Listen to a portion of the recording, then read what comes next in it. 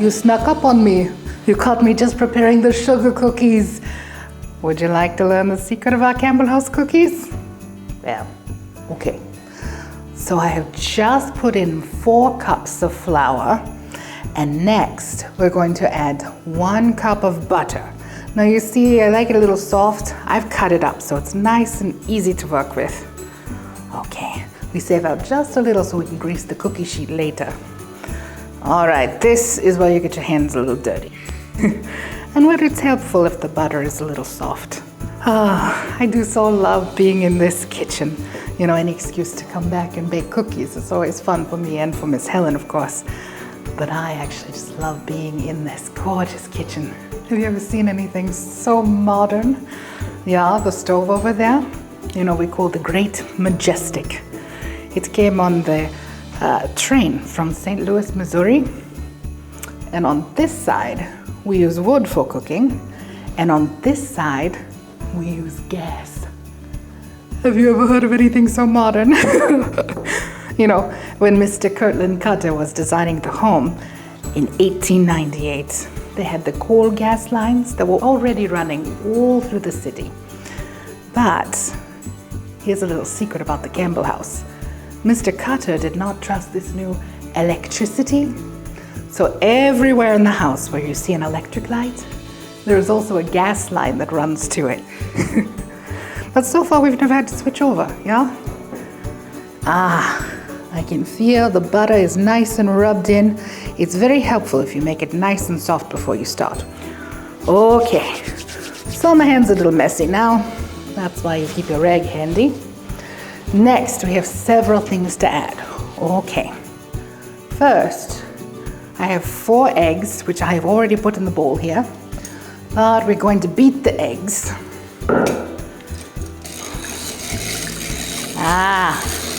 It's nice if you have an egg beater, but a fork works just fine too. Aren't those beautiful?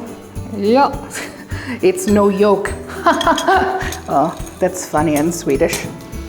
Okay, so we will dump our beaten eggs in, and then we have 2 teaspoons of baking powder. That's about right. We have 3 tablespoons of milk. That's about 3 tablespoons. Then we have 1.5 cups of sugar. They're not sugar cookies if you don't have all the sugar in, yeah? Okay, and then comes the best part, the seasoning. So we have nutmeg. I put in several pinches. You know what? We'll be nice and liberal with the nutmeg. But the best part is the lemon. Now, some people just put in a squeeze. I like a good heavy squeeze. Lots of lemon in our sugar cookies. But you can do this to your taste, okay? I know one of Miss Helen's favorite parts of the sugar cookies is all the lemon.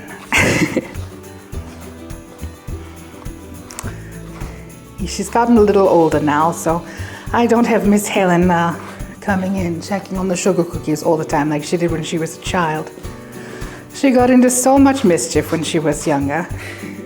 If you go downstairs, you can see there's a lovely wood chute, but Miss Helen thought it would be a fun slide when she was younger. Oh, did she have the splinters to prove it. Now I think as she gets older, maybe someday I will teach her the sugar cookie recipe. But only you get to know the secret for now. So we want to get our dough nice and ready so we can roll it out to make the proper sugar cookies. This requires getting your hands dirty, yeah? But no cook should ever be afraid of getting their hands dirty. So make a nice ball out of it.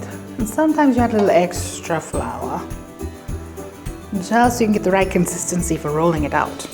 And there we are. This is such a lovely time of year to be at the Campbell House. One of my favorite things is the view out the kitchen window. Now, when Mr. Campbell was deciding where he wanted to put his home, he said, I want my wife to have the most beautiful view of the river. Now, today's not a good day for it, but sometime you come back, you go down to the gazebo and you look at that view of the river. Oh, it is just breathtaking. Okay, so we have a nice ball of dough here. Now we get ready to roll it out. You want to put plenty of flour on your cutting board. There we go.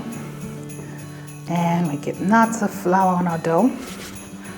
It can be a little messy, so be sure you have your rag handy. Okay, so once the dough is ready, get the rolling pin and roll it out. It is important right now that you don't roll your dough too thin or too thick. You want it just right, because it will raise just a bit when you put it into the oven, but not too much. Now, are you ready to learn the secret of the Campbell House cookies? First, we pick out a cookie cutter.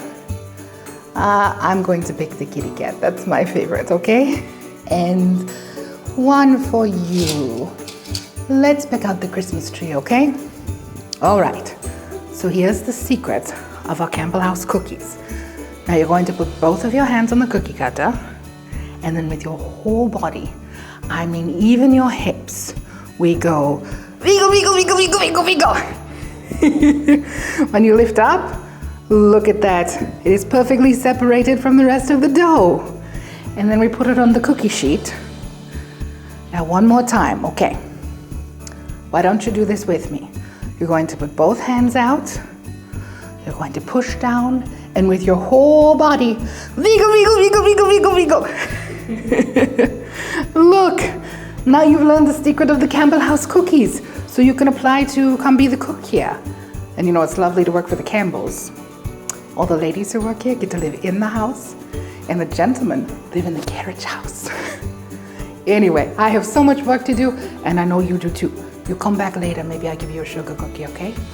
Happy holidays.